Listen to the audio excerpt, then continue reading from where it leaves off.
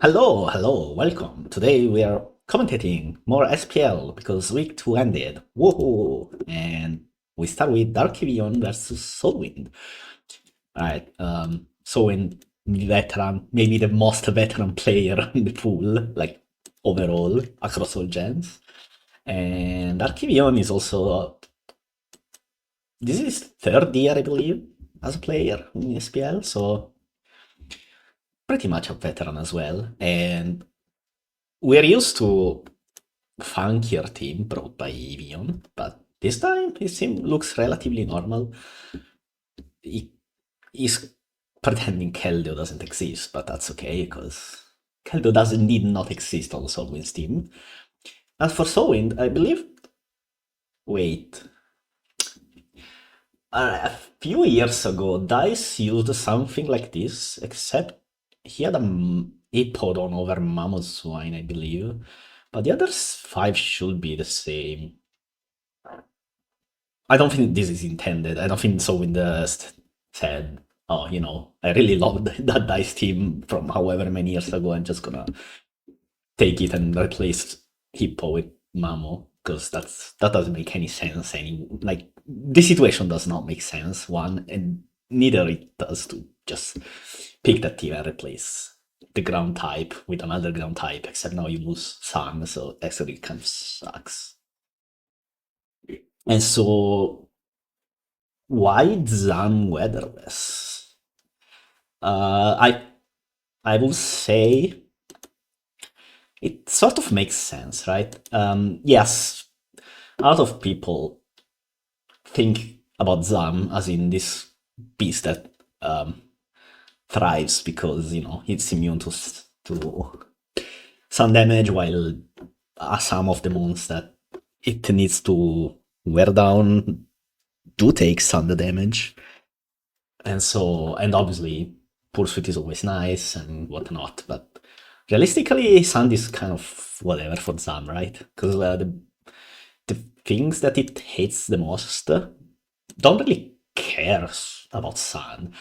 For example, if you run a standard fire move set with, say, Psyshock, HP Fire Grass Knot, you're kind of walled by, say, special defensive Gliscor. Maybe wall is not the right word, but at least it will be hard to just barrel through the enemy team, right? And Thunder doesn't matter in this case. Neither it does with like Excadrill or Tyranitar itself, or most steel types. I think say Scarf Jirachi. Um, so you don't really necessarily need Sun with Zan. Hail would be a much better offensive pairing, but then you're running Aboma Snow and Darkazlam, so yeah. There's also the tiny issue with Aboma where Spikers mostly take hail damage except for Overcoat Fortress, so you're kind of forced into running Fortress. Oh, well, yeah, I know Froslas is there, but come on now.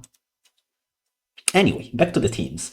I think the idea of the team is actually okay, right? So you have Zapdos for pivoting around, right? You click wall switch and get Mamoswine in, or even if you could run, say, Baton Pass if you don't want to risk getting stonewalled by grounds, or you can just double out and send Mamoswine in. You get Rock Sap with, I assume, Excadrill and Spikes with Ferro, you have Spin Block, Zamp as a finisher. Escadrille does do a lot of damage even without Sunforce if it's offensive, and in either way, you also have a Mamoswine. So the idea is sound. I'm not sure I like it still. This is the kind of team that always looks great on paper, but then you play with it and you realize, oh man, Zapdos really does suck, huh? And there's also, I don't know, it's probably a little clunky to play, unless Zapdos just goes crazy, which has never happened in the history of this tier. As for Eeveon's team, it's got a pretty standard-ish team at least for his usual brings. Although there's still a Tangro, so he did not leave his walkie past behind him. But it's fine, right? Because Tangrowth does check a few things that are very annoying for this type of teams. Namely, something like Dragon Nest Dragonite, for example. Tangrowth takes 0 from +1 outrage. And it also offers some nice support moves, say knockoff or stun spore, so you can paralyze stuff. For example, you can paralyze a Skarmory, and then that makes Gliscor's job much easier, if this is worse than Gliscor, that is. It might not be, it might just be Rock's U-turn, get Terrak or Excadrill in, but so how could you configure this team? Let's consider possibilities. So you can run something like Scarfexka and Bend or a Swords Dance Terrakion, beat stuff up with Terrakion, then end games with Exka. But I don't know if I like Scarfexka. I don't like Scarfexka that much in general. Especially in a team like this, you kind of really want to spin, and if you really want to spin, Scarfexka really is not your man. Not at all. Spin is just a nice bonus on Scarfexka. So I would be more inclined to believe this is a Rapier Spin, a leftover Excadrill, probably offensive. And so that would leave us with like Rock's Gliscor and something like Scarf Terrakion. But that's a bit too weak into more defensive stuff, which Soulwind does like a lot. So maybe it is worse than Gliscor, and then some weird Excadrill, like specially defensive with rocks and spin. I don't hate it. You can keep Sunforce even though then technically Rotom walls you, but nah, you probably do Mold Breaker, right? So if you run something like Swords Dance Gliscor plus a special defensive Excadrill, your matchup against defensive teams gets much better. And then you have a Scarf Terrakion for hyper offense, and then obviously you have also Tangrowth and Rotom, so you get some pivoting and some pretty sturdy stuff. And Tyranitar could be anything really. It's Eeveon, maybe it's like Rock Polish, Thunder, I don't know. Alright, leads. Probably, okay, if Zapdos... Probably leading Zapdos is that if your opponent leads Rotom, it's kind of bad. But it's a good lead against everything else. Except Terrakion, but nobody leads Terrakion in this matchup, right? There's no, just no way. Another option would be to lead Ferrothorn for the same reason, and the only weakness is that if this is Fire move Theta, there's not really a decent switching, but you can still lead Ferro, probably are Zapdos then, and see what the Theta does, and then if you're Vol Switch Zapdos, at least you can Vol Switch out into an Excadrill, for example, and trying to bait a Crunch, and then at least you have damaged the Theta and scouted a few things. So I think you lead Ferro, and here you probably just lead Rotom Wash. Let's see. Jelly. Jelly is pretty good actually. Jelly doesn't die to anything, and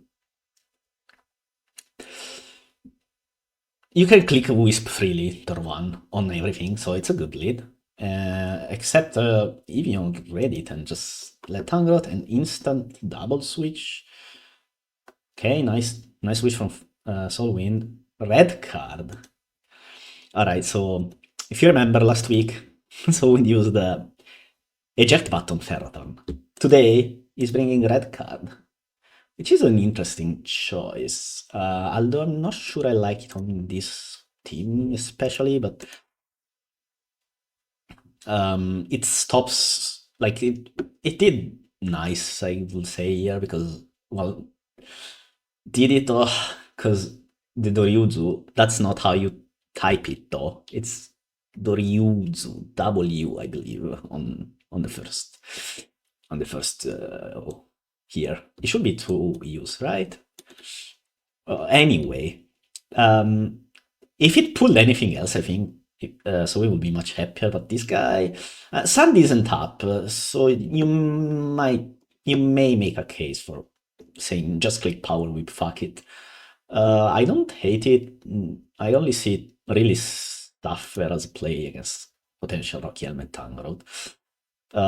You could also just go Jelly, although, yeah, Sand isn't up, so you can just go Jelly and click Wisp for free. Or you can Power Whip, which seems to be what's coming. Nope, Spikes? Spikes, now Power Whip. War. Tyrannodark. Saving Ferro, it still can get rocks up for free on the Rotom Wash, maybe soon, so that's not the end of the world. Zapdos versus Titar, it is Vol Switch, okay. And in comes Excadrill, and that's a Kanch. Excadrill doesn't have leftovers. Back into Ferro, nice switch. Oh, Taunt. We still don't really know. Sword Stance. Okay, so it's if you see Taunt and Sword Stance, you know it's facade. Like that's just what it is. Ella's move Protect usually could be a boost as well. I think Protect is the way to go in most cases. Right, so if you're Soulwind here, you just have to click HP Ice, right? You're gonna do little damage, but I'll switch. Ice, right? And Wall switch. Eeveon doesn't care.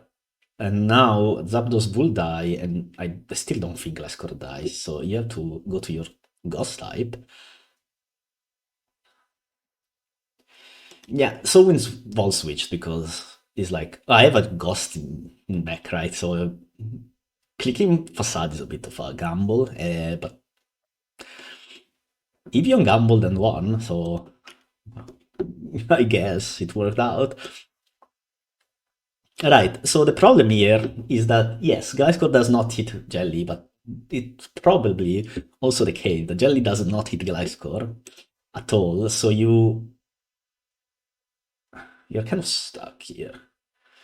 Do you click Crash? Yeah, you do, right? Nice. Yeah, +2 Facade, like Himamo, and obviously Gliscor is annoying. No left is on Rotom. Oh, bad crit.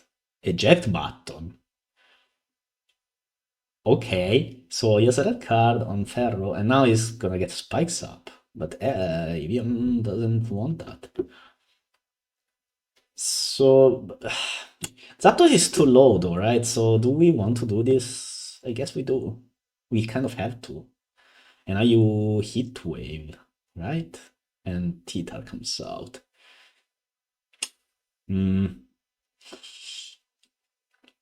Yeah, but what else do you do as so in there, right? You just ball switch on the Escaril? Your opponent has shown you that he doesn't really mind staying in on potential ball switch, so he clicked Heat Wave, and well, but it's fine, right? Tita does not beat Zapdos. Exactly. The worst thing that could happen will be a Rock Slide / Thunder Wave, but that's fine. Ooh.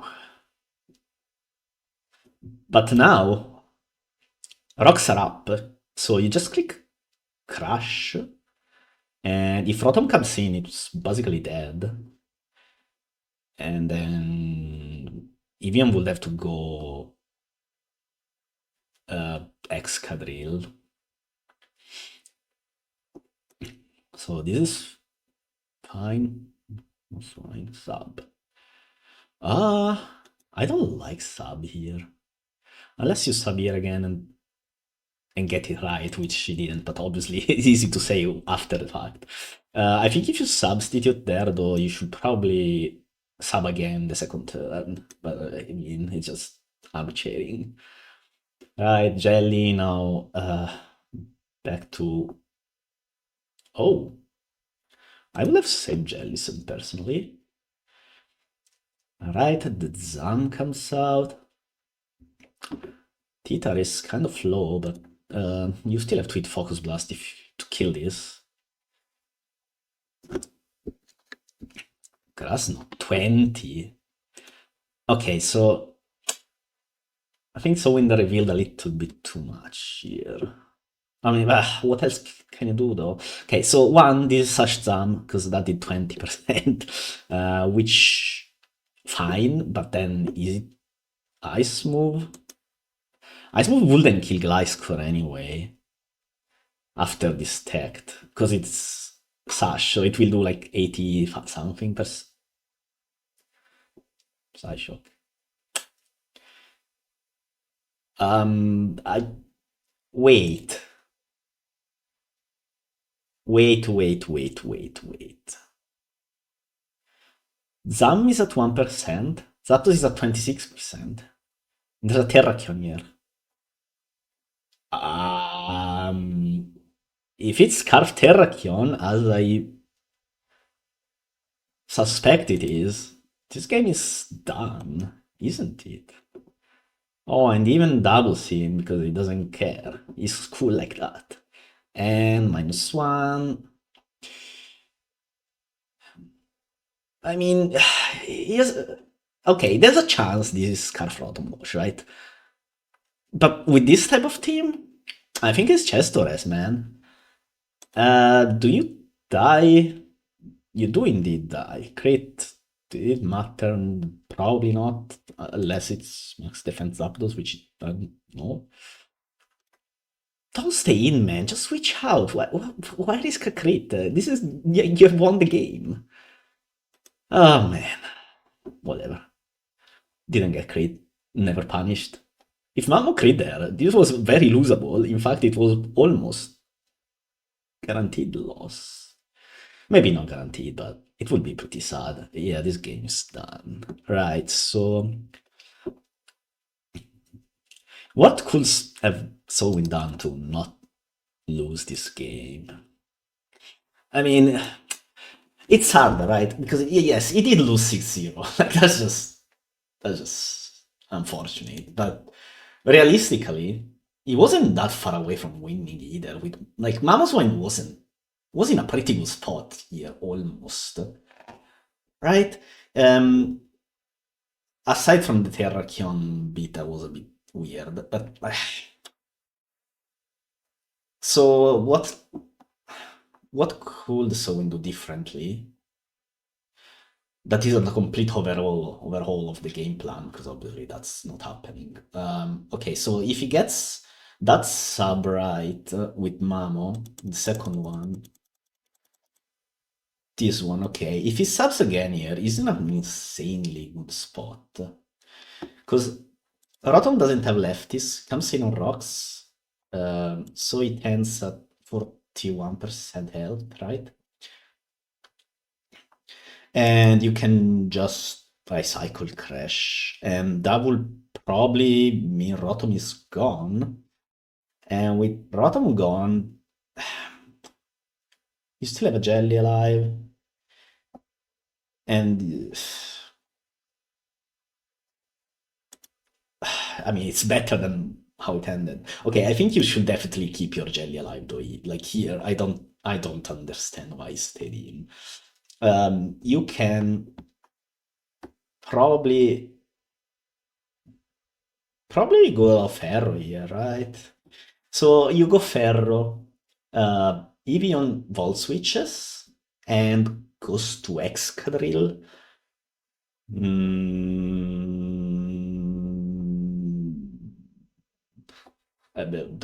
Then what? Your Zapdos is too low. So what's the problem here? The problem here is that Zapdos is too low. What? How did it end like this? 31. Oh, let's get a quick look. Spikes. I don't like these spikes at all. I would have just power whipped. But I mean, it's an inside play, probably. So good. That was a good switch. maybe this is where it's a bit dicey. Oh, you also see what's good about this team, right? So Zapdos is kind of strong into a lot of summons, and Tyranitar is the best blanket check that these teams have. But obviously, even with just rocks up, a Volt Switch is what, 25% of Tita's health, and then you have a Alakazam in the back, so it makes a lot of sense. It just, I don't know. But the idea is decent, I'm just not sure if this is the best way to go about it. Alright, well, this Pharaoh discount reveal, so that's fine. Oh, maybe, right, this turn. This turn probably is what spells Soulwind's Doom. So if I'll switch first on the Protect, that's whatever, okay, a bit extreme maybe, but why not just go Jelly here? Like, you know this is Facade. There's no universe in where it is not Facade. And instead you take 60% on your Zapdos for free, and Zapdos being your best Excadrill switch in, mind you, the only one, because everything else dies to Earthquake in one hit. Maybe Mamotank's one, but let's not. Let's not risk it. Okay, this is a good Mamo switch. Yeah, I think taking too much damage on Zapdos that early just makes this game very hard. Because now your tools to beat Excadrill plus Terrakion. Okay, this is a bit of an unfortunate crit though. If you didn't crit and everything else played out the same, then Jelly could just palm recover on the Rotom, like when it got sacrificed later. But with that crit, because crit did what, 80%, so yeah, Jelly will easily survive. Nah, here you have to hit wave. I mean, maybe a Roost actually will be fine. But then, does it matter? You Roost on Titar anyway, and yeah, but we also have the problem here where Zapdos just doesn't do enough damage to Titar.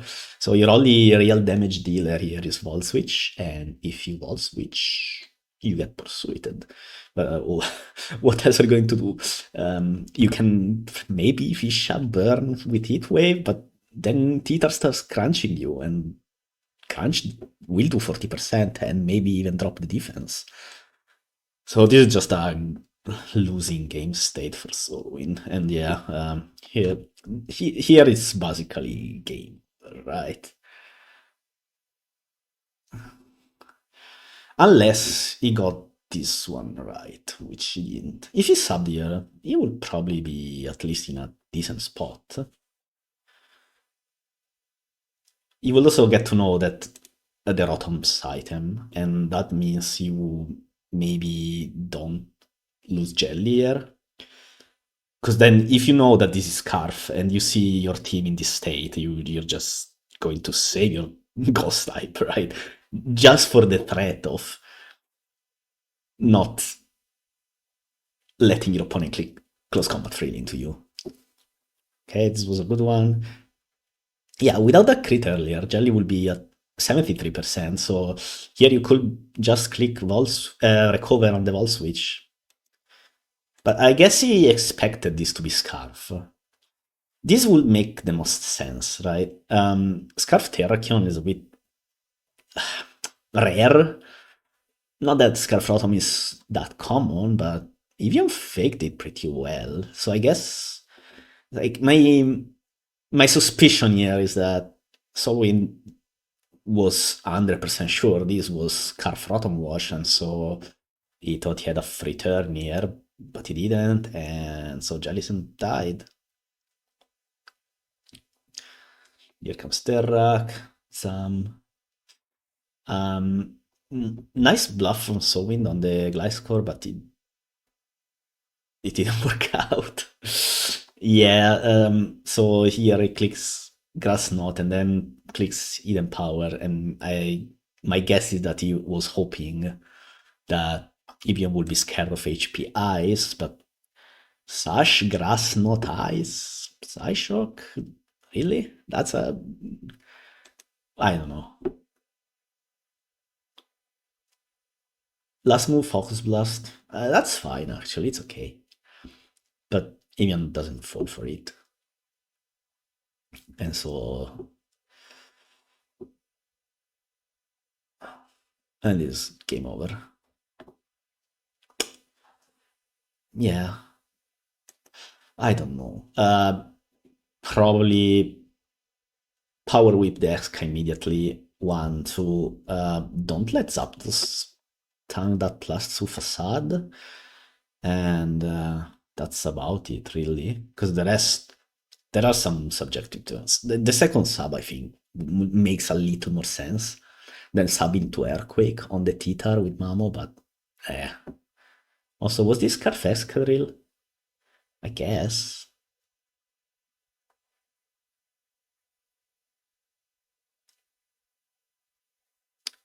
With one more spike, Scarfesca could do a lot from this spot again, because Terra could be dead, right? There's a Tangrowth that never came in, actually, so maybe not. Yeah, I think those few blemishes really killed Soulwind's chances of winning. Well played by Eeveon, though. He faked the Scarf really well on Rotom, and by the time he revealed it, it was too late for Soulwind to prepare for the impending doom of the Scarf Terrakion sweep. But even then, this was almost winnable for Soulwind. Like, the Mamo was in a decent spot from here. It is what it is, right? Better luck next week, and see you on the next video.